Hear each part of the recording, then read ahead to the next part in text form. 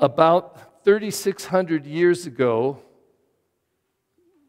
give or take a few hundred years, the experiences with Moses, the 10 plagues and all took place, and the blood of the lamb was put over the doorpost, and then the angel of death passed over the houses and did not kill the firstborn of the Israelites, the firstborn son, but all the others, even the animals. And so the Passover of the angel of death became the Passover that the Jews were to celebrate, which is accounted in the first reading today. For about 3,600 years they've been doing this, far longer than we've been celebrating Eucharist. And they do it every year, not in a big place like this, but in their homes. In their small community of faith, their families gather at the table, and everyone is involved in this meal. And so the father leads the ceremony around a meal, the Passover meal, and everything in the meal is symbolic. And the children ask questions, and the wife is involved. There's even a point where they have some wine, and they dip their finger in 10 times, remembering the 10 plagues. And each of the things that they do, and then they take a cracker and they put it in horseradish and take a bite, and then they all go, ooh. And the boy says, Father, why do we dip this cracker in the horseradish? He says, to remember the bitter experience that we had in Israel. So every piece of this is a symbol recalling the saving events that God did on their behalf that eventually freed them so that they could come to a land flowing with milk and honey. And the reason they do it is not to remember 3,600 years ago this year, 3,600 years ago, but to say that same power of God that was present on that night has been and is present even now. God's power never, never leaves us. It's a very powerful thing that they do, remembering not a past event, but remembering so that it could be present to them right now in its glory. That was what Jesus was celebrating that night of the Last Supper. He celebrated many suppers and several Last Suppers with his apostles, but this was the Last Supper. And he celebrated the Passover with them. And once again, they experienced this power of God who saved them. Except that Jesus plastered over it another meaning, which is what we heard in the second reading. And he took the bread and said, this is my body, eat it. Took the wine, this is my blood, drink it. Whenever you do this in memory of me. And he gave to them a new custom or tradition that we celebrate some 2,000 years later, again and again and again, remembering the presence of Christ in that Eucharist so that he could give himself to us. Voy a decir algo en español en algunos momentos, okay? Now, I think that our experience of Eucharist isn't quite like the Jewish experience. I think that the Jews in their homes, when they do this is a very special once-a-year occasion. It's very powerful. Some of us go to Eucharist every single day. These words are so familiar. We can say them at any time. And I am afraid that sometimes they lose their power, so I want to try to update this in a different way. Okay, you're all boys right now, okay? Everyone here is a boy, and you are at the bedside of your grandma in the hospital who you adore. And grandma is very ill, she's dying. This is her last hour, and all the grandchildren have come and gone, and they've said their goodbyes, and you're there when she dies. But in her last couple of minutes, she's talking to you, and of course, all of them are her favorite grandchildren, but you know you're the favorite. So she has a watch, and she can barely move, and she takes this watch off, and she gives it to you, and she says, my favorite grandchild, I want you to have this watch. It's a girl's watch. And you look and say, okay, Grandma. And she says, put it on, please. And so you do. And then you say, Grandma, it doesn't work. Oh, it hasn't for 25 years. Grandma, why do you wear a watch that doesn't work? She says, because when my grandma died, she gave that to me. And she said to me, whenever you look at this watch, remember me, I will be with you. And it worked for many years. It stopped working, but I've never taken it off. I shower with it. Doesn't matter anymore. It never leaves my body. You get it now. That's Eucharist. Whenever you do this in memory of me. And it is the opportunity for us as a community to gather together to say some words, repeat some words that were said on that night, and to experience, to believe, and to say, I know Christ is with us, but not just to be with me, with us. Christ is here with us, calling us. Now put that on hold, okay?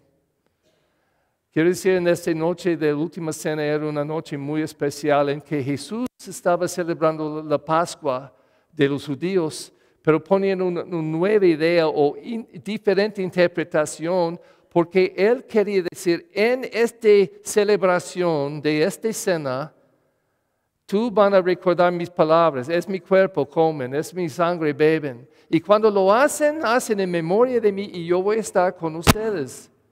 Entonces el punto es que los cristianos pudieran venir juntos, celebrar estas palabras y en la celebración de palabras y acción podemos conocer, reconocer, sentir la presencia de Jesús. ¿Y por qué? Porque Él quería algo a pasar en nosotros, entre nosotros y a nosotros. Y es la razón que venimos cada vez a celebrar la Eucaristía. Pero voy a decir más. Tonight, we use the Gospel of John, and we tell what is apparently the Last Supper scene, but it's different than all the others. But Jesus does something incredible this night.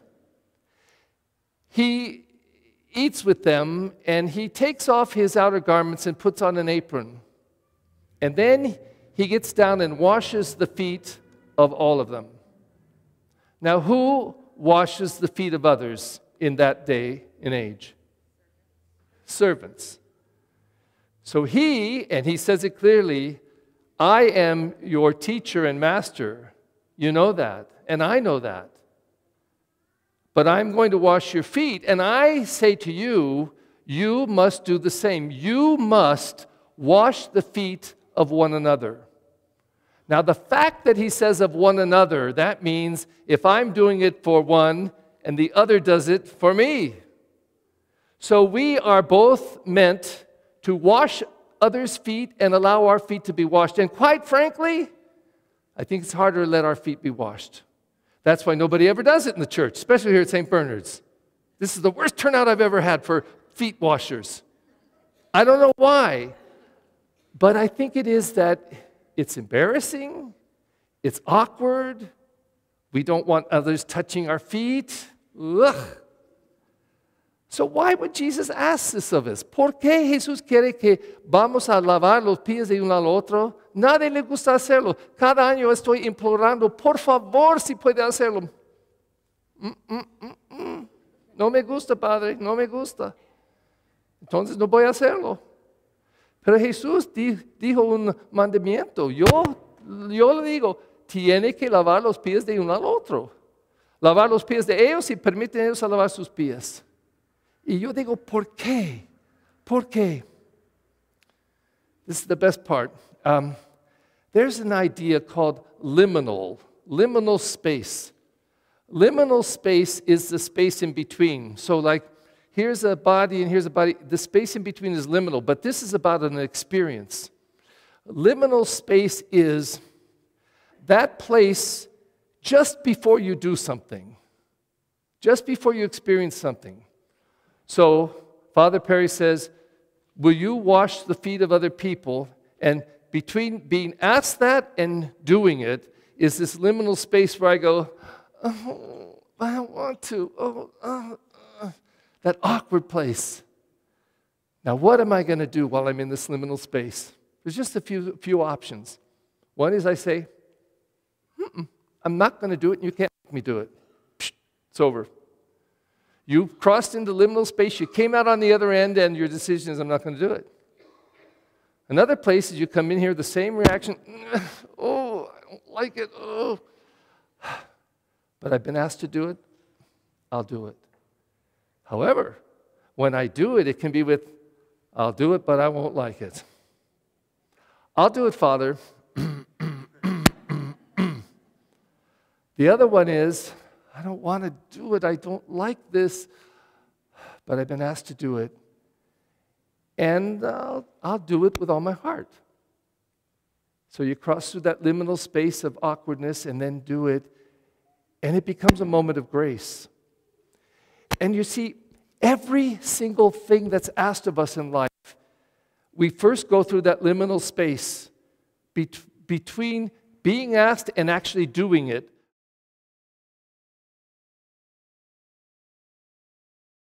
This is liminal space, I'm telling you. We go into that liminal space where we have to deal with ourselves, our feelings, our wants, our don't wants, who's asking, all of this stuff. And I think Jesus knew this very well. He knew the discomfort that he was asking them to experience. Because the fact is that that discomfort is a part of everything in life. All day long we experience that discomfort. If when we enter liminal space most of the time and we don't like most of anything, we are called grouchy people. It's always, no, I'm not going to, don't ask me. And if we do it, we don't really want to do it, but we do it to please or whatever, that's not much better. At least this one isn't phony. This one can be with a happy face, but I don't really want it. But Jesus is asking us to go in that liminal space so that we can encounter ourselves and our discomfort and our wants and our lack of wants and whatever's going on. And then grace mixes in there, and then sometimes this experience becomes amazing. And what is the amazing thing that Jesus is asking us to discover tonight? The power of service. The power of service. To say, and this would be at its highest level, to say, Jesus Christ, you're asking me to serve like you have served? You have shown me in the washing of the feet what love and service is, and you're asking me to follow your example and do the same? And if we can say, wow, what a call, what a gift, what an opportunity, then we go through that liminal space and actually experience what Jesus intended for us tonight. Now, I'm not making these words up. He says it very clearly. I'm telling you, you go out and do this too.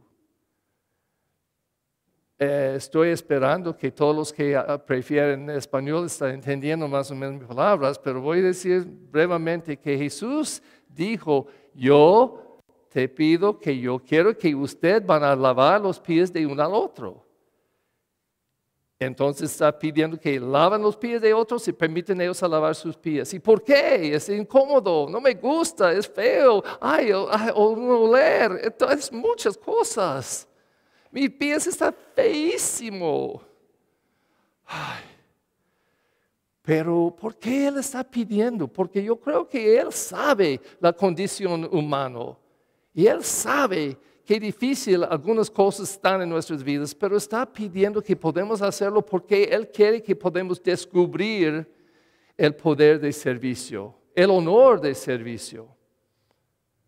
And so, entonces, tonight I'm trying to accommodate, okay? How do we say there's more than one way to skin a cat? Pardon the expression. So tonight, because this is a liturgy once a year, like the Passover was once a year, this is an experience that I really believe everyone here is meant to experience. Even the little babyita won't know even what's happening. But todos están invitados a experimentar eso una vez por año, como la Pascua de los judíos. Que podemos hacer algo incómodo, pero podemos hacerlo. Pero para hacerlo un poquito más cómodo, voy a hacer una diferencia esta noche. We have 12 apostles. Actually, I think I'm washing 13 tonight, but that's all right. Don't worry about it. There will be 2, 2, and 2 washing feet. 2, 2 y 2 lavando pies. Por los que pueden decir, oh, ¿qué voy a hacerlo?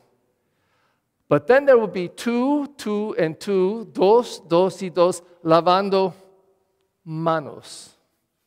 Manos. No es muy difícil. But let me tell you, 39 years ago, I was a priest for 1 year, and I went to France with 2 other priests, and we went to a big, beautiful monastery called Solesmes, and we walked into the monastery just in time for dinner, and when we got there, it was a Monday evening, and the custom was that on Monday evening, the abbot, the jefe, the boss of the monastery, met all the guests at the door of the dining room. And when we walked in, he washed our hands. Kind of like Jesus. He washed our hands because he and the monks wanted us to know, we are so happy you are our guests. Let us wash your hands and welcome you to our celebration. And of course, we all can make the connection like that. It was like the washing of the feet. But the beauty was, I said, wow, you've incorporated this into your living, not just once a year, but it's become a part of who you are and what you do, how you welcome people to your table. You wash their hands and welcome them in to the feast that you want to share with them. Y otra vez estoy diciendo que en 39 años pasado, como sacerdote por un año, yo fui a Francia y yo fui a un monasterio y cuando yo llegué en la noche para comer, entrando el comedor, el jefe como obispo del monasterio, él lavó las manos de cada uno de nosotros. Y la cosa bonita no era simplemente porque está lavándonos y dando hospitalidad muy bonito, pero él estaba diciendo en esta práctica que esta es una cosa que está en nuestra práctica de vivir, de vida, que hacemos cada semana, siempre, no solamente una vez por año, pero es un parte de nuestro modo de vivir. Bien, y vamos a recibirlo, lavar sus manos y pueden participar con nosotros en esta cena. Entonces, esta noche voy a pedir que puedan seleccionar uno o la otra. Lavar sus pies, un pie nomás, puede tener sus zapatos en la banca, caminar, como eso, okay? Walk this way. One foot, we're not going to scrub it, we're just going to symbolically pour a little water, dry it, simbólicamente, y regresan y put on your shoes. O, si prefiere, sus manos. Un mano, dos si quiere. You can put out both, but just one hand, put it out. Let them pour a little drop of water, symbolically dry it. And just to say, service, servientes. This is who we are. Estamos llamados a ser servientes de uno al otro. Now here's the best part, la parte más mejor. What if we had a miracle happen tonight?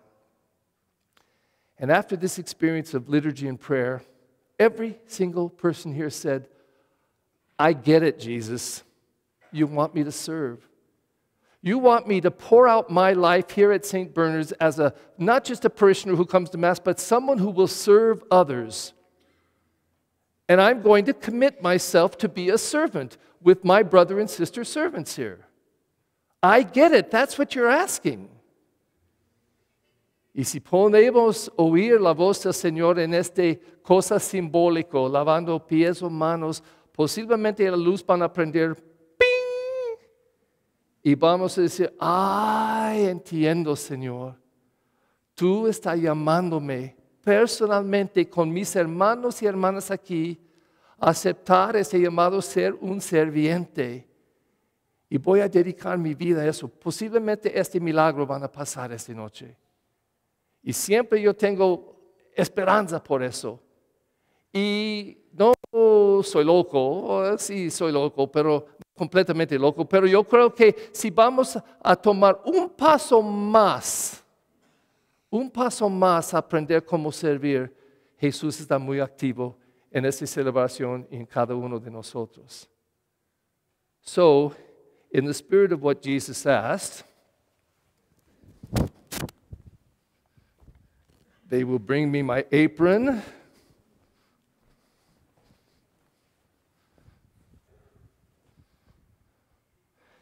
And it's easier to walk without these things up and down. And they will bring me my apron.